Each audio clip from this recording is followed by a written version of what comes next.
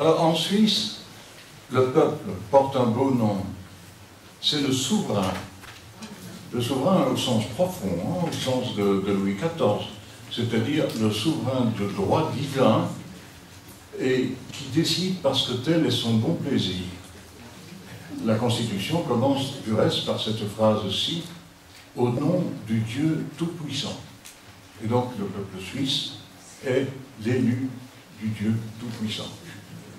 Ça signifie concrètement que n'importe quelle décision du gouvernement ou du Parlement, auquel il appartient, hormis le budget, peut et parfois doit être soumis à une votation populaire qui la confirme ou l'infirme. C'est-à-dire que nous votons environ entre 10 et 20 fois par an. Ceci ne signifie pas que le peuple a toujours raison, comme l'a fort bien dit le frère Timothy Ratcliffe. Mais ça signifie qu'il assume les conséquences de son choix, qu'il adhère à sa propre loi et qu'il l'applique. Horace a dit ceci, « Quid leges sine moribus vane officiunt », ce qui, traduit librement en français, veut dire ceci, « À vouloir trop réglementer du haut, on finit par ne plus rien réglementer en bas. » Humane vitae. Pour les évêques suisses, il était donc naturel de consulter sérieusement le peuple catholique sur les questions posées en 2013 par le Vatican au sujet de la famille. Ce travail fut confié à un organe scientifique, l'Institut suisse de sociologie pastorale à Lucerne, dont les évêques suisses ont publié la synthèse.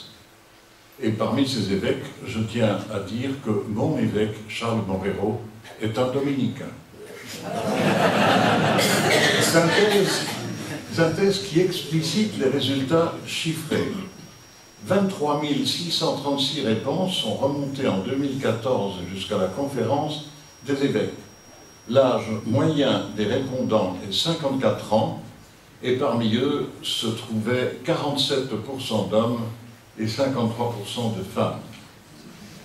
Les réponses montrent que le mariage religieux est considéré comme important à 80%. Le souhait d'une éducation religieuse des enfants recueille le plus fort taux d'adhésion de toute la consultation à 97%. En revanche, il n'y a pas d'adhésion à la doctrine de l'Église sur la famille, le mariage et la sexualité. Un large consensus s'oppose à l'interdiction des sacrements pour les divorcés remariés. La majorité des catholiques, à 90%, 90, je m'excuse, à 90%, attendent de l'Église la reconnaissance et la bénédiction de ces couples. Et en outre, 60% des participants à la consultation soutiennent la bénédiction des couples homosexuels par l'Église. La préparation au mariage n'obtient pas de bons témoignages dans la consultation parce que, selon les personnes consultées, elle n'apporte que peu d'aide pour la vie du couple et de la famille. La plupart des catholiques suisses connaissent les positions de l'Église sur la sexualité, le couple, le mariage et la famille, mais ils n'y adhèrent pas et ne les appliquent pas. Et mon témoignage personnel, c'est que le clergé ne les applique pas non plus. La convergence des groupes différents est remarquable. On a la même opinion que les gens soient jeunes ou vieux, hommes ou femmes, germanophones, francophones ou italophones. Il n'y a pratiquement aucune différence dans les réponses. On peut voir apparaître ici un sensus fidei impressionnant par son uniformité.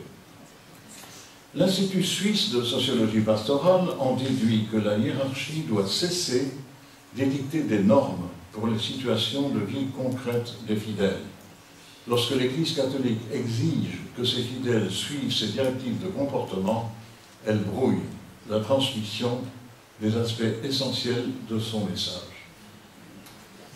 Ça, c'était le premier temps. Dans un second temps, en vue du synode romain de 2015, 6 000 personnes ont pris part aux discussions synodales. Les souhaits et points de vue dégagés dans ces discussions ont été consignés dans 570 rapports. Les résultats des discussions synodales confirment et explicitent les réponses publiées en 2014, au point que cette seconde consultation se révéla de ce fait redondante, dans la mesure où la première a été effectuée correctement. Une large appréciation des idéaux de l'Église se manifeste dans cette seconde consultation, mais les participants soulignent les limites de ces idéaux dans la réalité de la vie, dans les situations concrètes d'échec des mariages. Ils attendent que le synode des évêques trouve des solutions pour les personnes concernées. Seule une infime minorité souhaite encore un respect rigoureux de la discipline actuelle de l'Église. Les tables rondes souhaitent que l'exclusion des divorcés remariés des sacrements cesse. Les raisons de dissolution des mariages sont tellement diverses qu'elles excluent une sanction automatique et uniforme pour tous les remariages. Un autre vœu souhaite que les couples d'homosexuels aient leur place dans l'Église. Même si la majorité rejette une égalité totale avec le mariage religieux, il existe un fort soutien à une bénédiction de ces couples. Les tables rondes ont également constaté que le mariage religieux était devenu un choix qui concerne à peine un tiers des catholiques suisses. Ceux qui s'y engagent s'exposent, comme selon le témoignage que vous avez reçu, au risque d'une sanction à vie, ne menaçant pas ceux qui s'en abstiennent. Une certaine prudence propose donc de ne pas se marier du tout, d'autant que le mariage civil règle les problèmes légaux. Et donc la cause est entendue, puisque le peuple suisse s'est prononcé, sa volonté doit être respectée. On ne voit pas comment elle pourrait ne pas l'être, puisque c'est en fin de compte le peuple qui applique ou non les décisions de la hiérarchie. Si le synode romain de ce mois d'octobre n'entend pas ces demandes, ces décisions propres n'engageront en Suisse ni le peuple, ni le clergé. Dès lors, la pratique déviera inévitablement des prescriptions romaines. Les divorcés remariés communieront, ils le font déjà, et les couples homosexuels seront bénis, ils le sont déjà.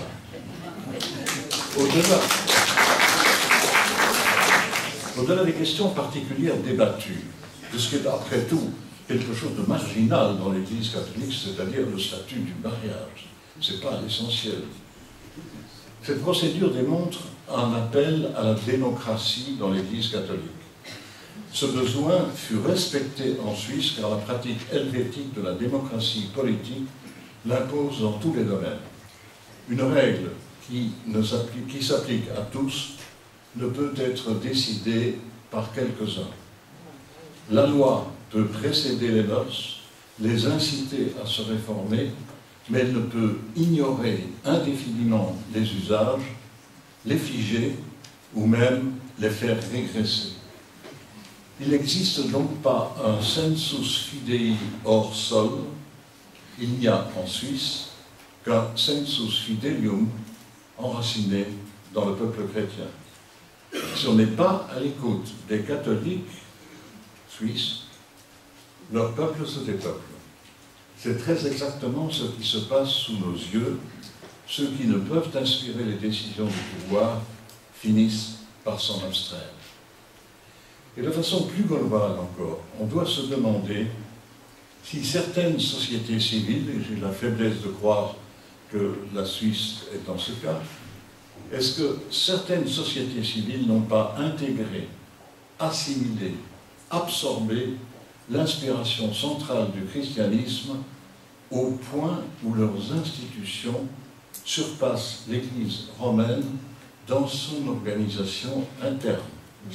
Qu'il s'agisse de la position de la femme, de la protection des enfants, du respect des homosexuels, de la tolérance à l'égard de toutes les religions, de la séparation des pouvoirs, du poids de la démocratie, de la solidarité avec les plus faibles, de l'aspiration à la paix civile et internationale, notre siècle a vraiment progressé dans cette application.